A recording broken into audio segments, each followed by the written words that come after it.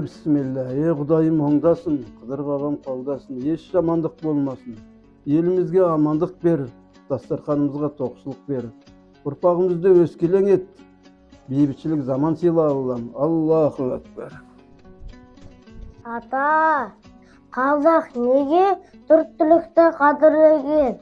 Қазақ үшін төрттіліктің маңызы өте зор ғой.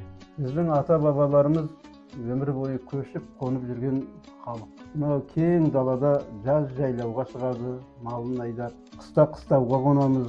Көктемде жайлауға көтерілетін мал. Әрбір малдың қазақ үшін маңызы өте зор болған ғой. Ата, бұрын адамдар жылқыны қалай баптаған? Қазақ баласы жылқыны өте құрмет. Бұл жылқы ердің қанаты деп айтады. Қолға үйретілгеннен бастап жылқы адам баласымен көп ғасырлар бойы бірге өмір сүріп келеді. Күресіңдер, малды сыйлаңдар балам.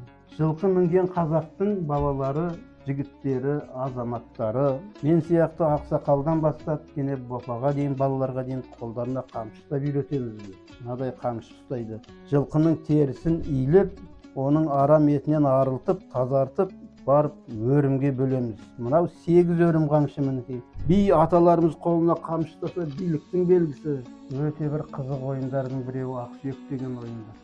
Қалай ата, соны сүйекпенде ойын ойнаға бола ма?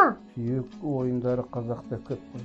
Мынау әжең екеуміз жас шағымызда осы ақсүйек ойнап өскенбіз бізде. Саған тағы айтатын бір әңгімем бар. Әжесі-ау, мынау көрші ауылда қазір ақсүйекті басқаша ойнап жатыр екен ғой. Мына ұрпағымызға, өзіміздің немеремізге соны барып көрсетсем қайтеді? Бал бебектерім, амансыңдар ма? Міне, жаңа айтқан жаңа ойынның түрі осындай ойынның, ақсүйектің жаңа түрі. Алаңдағы ақсүйек ұлттық ойыны. Ақсүйек ойынның мақсаты балалардың логикалық ойлау қабілетін дамыту, сандар мен таңбаларды тануға үйрету, ұлттық құндылықтарға деген қызығушылығын ояту.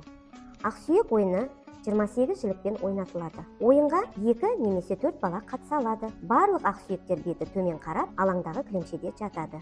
Ойыншы санына қарай сүйектерді бөледі. 2 бала ойнаған кезде әрқайсысы 7 сүйектен бөліп алады. Артық қалған сүйектер жілікте қорда жинап қойылады. Ойыншылар қолындағы сүйектерді санайды. Кімде ең үлкен таңбасы бар жілік түссе, сол ойынды бірінші бастайды. Келесі ойыншы ортадағы сүйектің 2 жанындағы таңбалар бір-біріне сәйкес келетін өз сүйектерін орналастыруы тиіс.